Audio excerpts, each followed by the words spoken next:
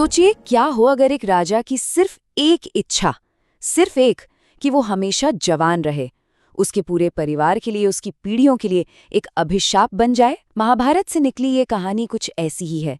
ये हमें इच्छा, त्याग और सबसे जरूरी समय की असली कीमत के बारे में एक बहुत गहरा सबक सिखाती है।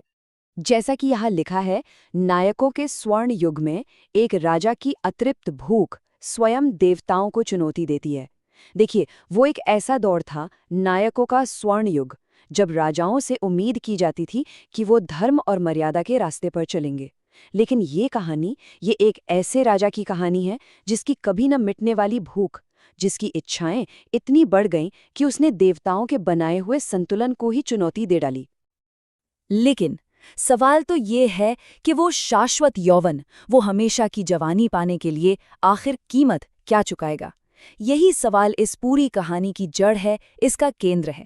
और ये सोचने पर मजबूर करता है कि कभी न खत्म होने वाले सुख की चाह में एक इंसान क्या कुछ खोने को तैयार हो सकता है।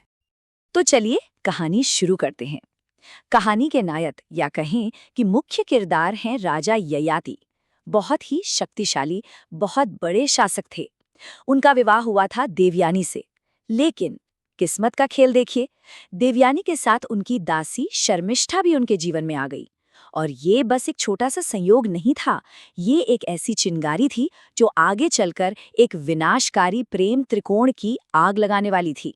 तो हुआ ये कि राजा ययाति का दिल शर्मिष्ठा पर आ गया और फिर शुरू हुआ एक गुप्त रिश्ता। दुनिया की नजरों से छिपकर उन्होंने एक प्रेम संबंध बनाया, जिससे उनके 3 बेटे भी हुए। अब जाहिर सी बात है, ये उनकी पत्नी देवयानी के साथ एक बहुत बड़ा धोखा था, एक गहरा विश्वासघात था। और ऐसी सच्चाई भला ज्यादा दिन तक कैसे छिप सकती थी? और फिर वो दिन आया जब देवयानी को इस धोखे का पता चल गया। सोचिए, उनका दिल पूरी तरह टूट गया होगा। वो गुस्से और दुख से भर गईं और सीधे पहुंची अपने पिता के पास। और उनके पिता कोई मामूली इंसान नहीं थे, वो थे महाशक्तिशाली ऋषि शुक्राचार्य। बस देवयानी के इस एक कदम ने ययाति के विनाश की कहानी लिख दी थी। शुक्राचार्य का गुस्सा एक भयानक श्राप बनकर ययाति पर टूटा। उन्होंने कहा, तुम्हारी वासना के लिए बुढ़ापा तुम्हें तुरंत घेर लेगा। और जानते हैं क्या हुआ? पलक झपकते ही राजा ययाति का सारा यौवन खत्म हो गया।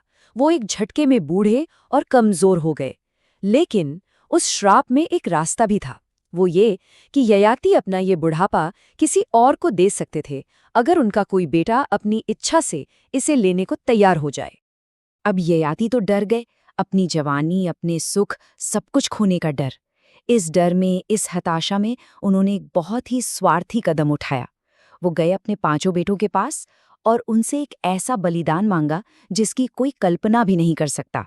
उन्होंने कहा कि तुम में से कोई एक मेरा बुढ़ापा ले लो, ताकि मैं फिर से अपनी भोग विलास की जिंदगी जी सकूं। तो क्या हुआ? जो 4 बड़े बेटे थे, उन्होंने साफ मना कर दिया। उन्होंने कहा, बुढ़ापा तो ज्ञान लाता है, इसमें शर्म कैसी।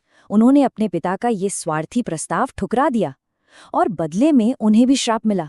लेकिन एक बेटा था, सबसे छोटा, पुरु, शर्मिष्ठा का बेटा। उसने जो किया वो असाधारण था। उसने कहा, पिताजी आप मेरा यौवन ले लीजिए, मैं आपका श्राप सहूंगा। उसने अपनी मर्जी से अपने पिता के लिए अपना यौवन त्याग दिया। और बस बेटे के यौवन की कीमत पर ययाति फिर से जवान हो गए। और इसके बाद जो शुरू हुआ वो थी सुख की एक अंतहीन खोज। 1-2 साल नहीं, पूरे 1000 साल तक चलने वाली इंद्रिय सुख की तलाश। तो ये 1000 साल कैसे बीते? देखिए, पहले साल में खोज शुरू हुई, 250 साल तक सुखों की जैसे बाढ़ आ गई। 500 साल बीतते बीते इच्छाएं कम नहीं हुई, बल्कि कई गुना बढ़ गईं। और 1000 साल के अंत तक वो इच्छाएं एक ऐसी आग बन चुकी थी जिसने सब कुछ भस्म कर दिया। मतलब वो जितना सुख भोगते थे, उनकी इच्छा शांत होने की बजाय और ज्यादा भड़क जाती थी। 1000 साल, पूरे 1000 साल तक इस अनियंत्रित भोग विलास के बाद आखिरकार ययाति को एक महान जागृति हुई, एक ज्ञानोदय हुआ। उन्हें सच का सामना करना पड़ा।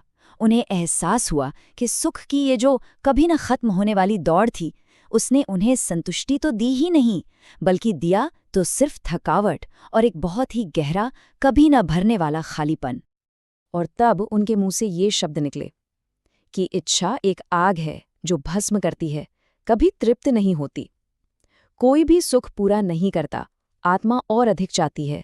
मतलब उन्हें ये समझ आ गया था कि इच्छा एक ऐसी आग है जिसे आप दुनिया के सुखों से बुझा नहीं सकते। आप जितना इसमें घी डालेंगे ये उतनी ही भड़केगी और आखिर में आपको ही जलाकर राख कर देगी। तो जब उन्हें अपनी गलती का ये गहरा एहसास हुआ, तब ययाति ने सही कदम उठाया। उन्होंने सबसे पहले अपने बेटे पुरु का यौवन उसे वापस लौटाया। सिर्फ इतना ही नहीं, पुरु के इस निस्वार्थ त्याग का सम्मान करते हुए उसे अपना उत्तराधिकारी, अपना राजा घोषित किया और खुद सब कुछ छोड़कर मोक्ष की तलाश में हिमालय की ओर निकल पड़े। लेकिन देखिए, ययाति की यात्रा वहां खत्म नहीं हुई। उन्होंने अपना सिंहासन और राज्य तो छोड़ दिया, हिमालय में जाकर कठोर तपस्या भी की। वो स्वर्ग भी पहुंचे, लेकिन अपने अभिमान की वजह से वहां से भी गिर गए। तब उन्हें समझ आया कि सच्चा धर्म तो निस्वार्थ सेवा है। उन्होंने अपनी कहानी सबको एक चेतावनी के तौर पर सुनाई, और जब उन्होंने विनम्रता सीखी, अपने अहंकार को पूरी तरह छोड़ा, तब जाकर उन्हें स्थायी स्वर्ग मिला। तो इस पूरी गाथा का, इस पूरी कहानी का सार क्या है? सबसे महत्वपूर्ण बात यही है कि जब जुनून अनियंत्रित हो जाता है तो वो पीढ़ियों को श्राप दे सकता है, लेकिन जब ज्ञान आता है तो वो आत्मा को मुक्त कर देता है। ययाति की ये हजारों साल पुरानी कहानी आज भी उतनी ही सच्ची है, उतनी ही प्रासंगिक है। और ये एक सवाल छोड़ जाती हम सबके लिए कि आज के इस दौर में ऐसी कौन सी इच्छाएं हैं जो हमें जकड़े हुए हैं, कौन सी ऐसी चाहते हैं जो हमें बांधती हैं और हमारी सच्ची आज़ादी के रास्ते में एक दीवार बन के खड़ी हैं।